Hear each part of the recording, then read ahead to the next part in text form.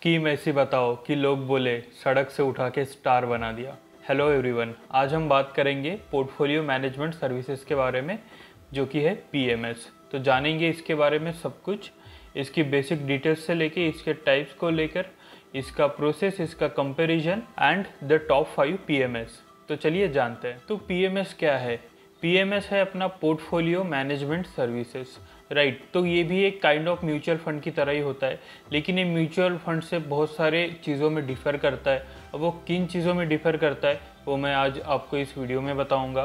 तो सबसे पहले ये जो है ये एक फंड होता है म्यूचुअल फंड की तरह ही, और ये जो है एक एक्सपर्ट मैनेज करता है, एक फंड मैनेजर होता है जो कि आपका ये पीएमएस मैनेज करेगा। उसके बाद में आपको पता है आप म्यूचुअल फंड में 100 रुपये से या फिर 500 रुपये से स्टार्ट कर सकते हैं, लेकिन पीएमएस में ऐसा नहीं है। पीएमएस सिर्फ हाई नेटवर्थ इंडिविजुअल के लिए ही है।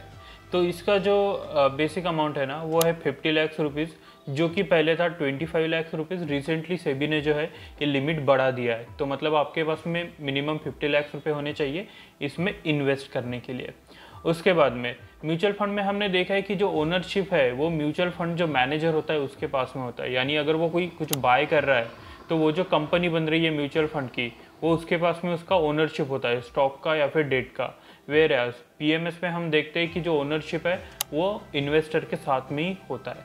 उसके बाद में ये फंड है, इसमें 15 to 20 स्टॉक्स आपका फंड मैनेजर ले सकता है इसमें, और आपको इन सब स्टॉक्स की इन्फॉर्मेशन होगी कि कौन से स्टॉक्स में डाला है, कहाँ से सेल कर रहा है, कहाँ से बाय हो रहा है, ये सब कुछ आपको पता होगा पीएमएस में।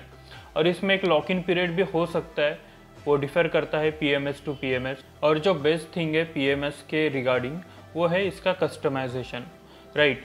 तो कुछ काइंड ऑफ पीएमएस होते हैं जिसमें आप सजेशन दे सकते हैं, या फिर अगर आपका जो फंड मैनेजर है अगर आपको वो कुछ सजेशन दे रहा है तो आप उस सजेशन को लेकर भी अपना ओपिनियन दे सकते हैं। सो इट इज़ कस्टमाइजेबल, आपका ओपिनियन भी इसमें गिना जाएगा। और फिर यहाँ पर एंट्री लोड और एग्जिट लोड भी हो सकता है, यानी एंट्री के टाइम में आपको कुछ अमाउंट देना पड़ेगा, और अगर उसमें लॉक इन है और आप लॉक इन के पहले ही अपना जो अमाउंट है वो विड्रॉ कर रहे हैं तो आपको एक एग्जिट लोड भी देना पड़ सकता है, राइट। तो उसके बाद में जो फीस है ना, जो अपना फंड मैनेजर है वो आपका जो फीस लेगा वो आपका परसेंटेज ऑफ प्रॉफिट लेगा, राइट।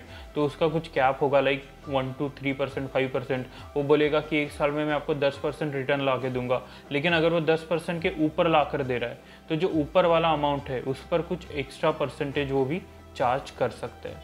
और इसमें जो टैक्सेस है ना, टैक्सेस है सेम एज इक्विटीज़ में आपको 10% लगता है प्रॉफिट के ऊपर, तो इसमें भी आपको सेम होगा। और आपको ये जान लेना चाहिए कि मोस्ट ऑफ द जो पीएमएस होता है वो इक्विटी में ही इन्वेस्ट करता है, इसलिए इसका जो टैक्सेशन सिस्टम है ये भी सेम एज इक्विटीज़ ही है। तो ये हो गया बेसिक्स अबाउट पीएमएस। अब हम जानते हैं कि टाइप्स क्या है पीएमएस के। तो first type is active portfolio management. तो इसमें क्या होता है एक्टिव में कि यहाँ पर हायर रिटर्न होता है, और जो अपना पोर्टफोलियो मैनेजर है, अपना जो फंड मैनेजर है वो ज़्यादा रिस्क लेता है, वो शॉर्ट टर्म इसमें इन्वेस्ट करता है, वो डेरिवेटिव्स में भी खेल सकता है, तो वो एक ज़्यादा रिस्कियर गेम खेल रहा है। वेराज अगर पैसिव इन्वेस्टमेंट स्ट्रैटेजी में हम देखें, अगर पैसिव वाला आप कोई फंड में इन्वेस्ट कर रहे हो पीएमएस में, तो वहाँ पर जो होगा आपका वो लॉन्ग टर्म के लिए इन्वेस्ट करेगा, और मोस्ट प्रोबेबली पैसिव में जो है आपका एक लॉक इन पीरियड भी हो सकता है। तो ये हो गया एक्टिव और पैसिव के बारे में। उसके बाद में बात करते हैं डिस्क्रिशनरी पोर्टफोलियो मैनेजमेंट और नॉन डिस्क्रिशनरी पोर्टफोलियो मैनेजमेंट के बारे में। तो डिस्क्रिशनरी में ऐसा होता है कि आपका जो फंड मैनेजर है ना, उनको आपसे परमिशन लेने की ज़रूरत नहीं है कोई भी स्टॉक बाय करते टाइम में या फिर सेल करते टाइम में, राइट। तो एक जो कंप्लीट जो कंट्रोल होता है ना वो पोर्टफोलियो मैनेजर के पास में होता है, उनके इन्वेस्टमेंट एनालिस्ट के पास में होता है, राइट। वो आपके पास में नहीं होता है। वेराज अगर हम नॉन डिस्क्रिशनरी में अगर देखें तो आपसे जो है ना कंसल्टेशन किया जाता है, आपको पूछा जाता है, आपका ओपिनियन मांगा जाता है ना। तो अगर फॉर एग्जांपल अगर आपको कोई फंड मैनेजर पूछ रहा है कि इस स्टॉक में हम लोग इन्वेस्ट करने जा रहे हैं, तो क्या आपको ये सही लग रहा है, आपको इन्वेस्ट करना है, तो आप अपना ओपिनियन दे सकते हैं कि आपको इन्वेस्ट नहीं करना है, और वो फिर उस स्टॉक में इन्वेस्ट नहीं करेंगे, राइट। तो आपका भी जो है ना कंट्रोल एक अच्छा खासा इसमें रहता है। तो ये सिमिलर काइंड ऑफ हो गया स्टॉक का, तो इसलिए ये लेस प्रिपेयर्ड होता है कंपेयर टू डिस्क्रिशनरी। तो मोस्ट ऑफ द जो पीएमएस होता है ना वो डिस्क्रिशनरी होता है, वो फंड मैनेजर ही हैंडल करता है। उसके बाद में बात करते हैं प्रोसेस ऑफ हैंडलिंग पीएमएस। तो पीएमएस कैसे हैंडल किया जाता है, राइट। तो जैसे आप अपना एप्लीकेशन देते हैं एक पीएमएस फंड के लिए, तो जो पीएमएस है ना उनका जो है एक अकाउंट ओपन होता है कस्टोडियन के पास में। अब देखिए आप इस डायग्राम में देख पाएंगे यहाँ पर एक डिपॉजिटरी होता है, उसके नीचे कस्टोडियन होता है, उसके नीचे आपका एक पीएमएस होता है, राइट। तो जो ये पीएमएस है ना, आपको ये कस्टोडियन जो है ये कोई भी बैंक होता है, तो वो जो है अपना एक अकाउंट बनाते हैं, कस्टडी अकाउंट किसी भी बैंक के पास में।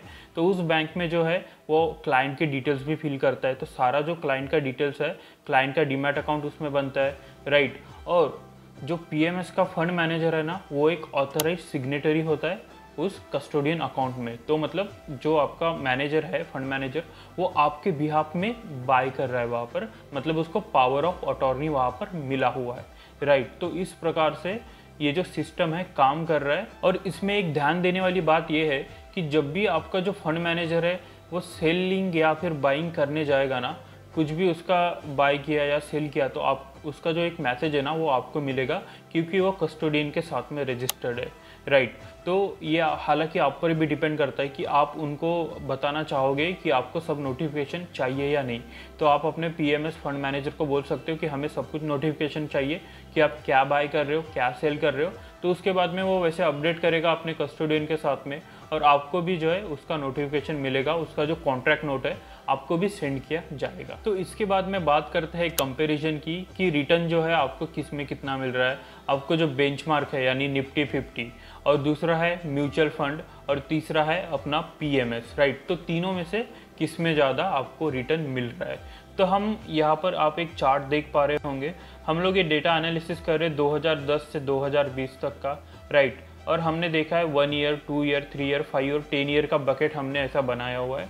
और इस बकेट में आप देख पाओगे कि इनिशियल जो इन्वेस्टमेंट है वो यहाँ पर दिखाया गया है 2.5 करोड़ का। आप यहाँ पर देख पा रहे हो वैल्यू ऑफ 2.5 करोड़।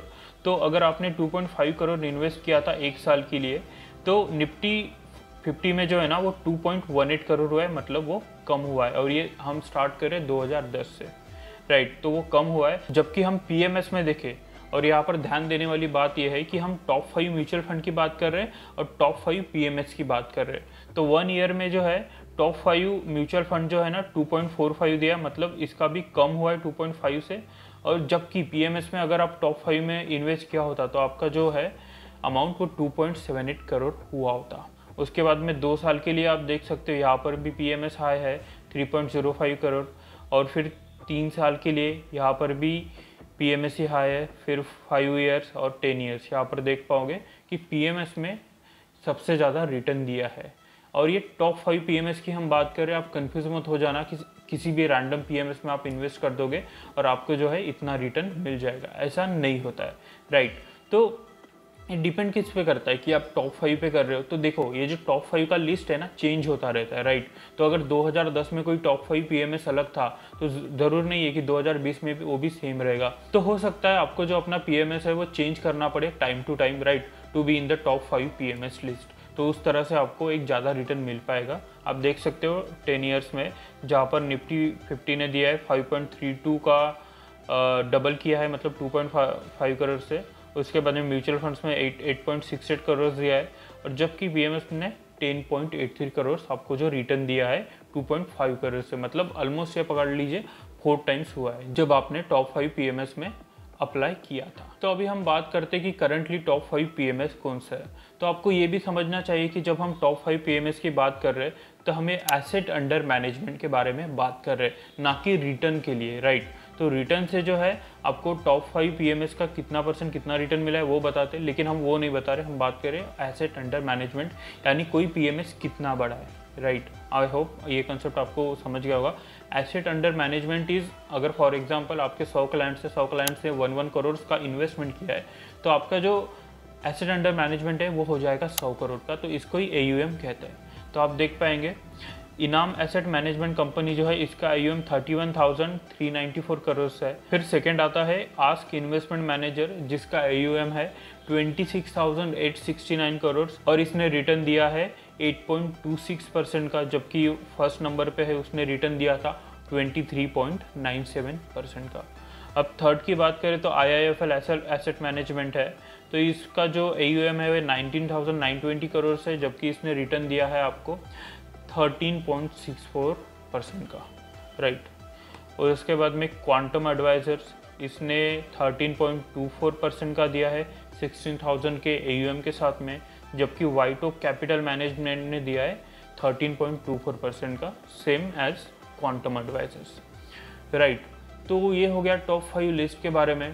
तो यही था एक अपना एक कॉम्प्रिहेंसिव वीडियो पीएमएस के बारे में। आई होप पीएमएस का आपको A to Z समझ गया होगा और कैसे पीएमएस काम करता है, क्या टाइप्स है, क्या कंपैरिजन है और क्या बेसिक्स है। आई होप ये आपको क्लियर हो गया होगा। तो अगर आपको ये वीडियो पसंद आया तो ज़रूर वीडियो को लाइक कर दीजिए और चैनल को सब्सक्राइब कर दीजिए। और आपको इससे रिलेटेड और कोई वीडियो चाहिए जैसे म्यूचुअल फंड वर्सेस पीएमएस, तो ज़रूर कमेंट कीजिए, मैं इस पर भी एक वीडियो बना दूंगा। तो चलिए, बाय।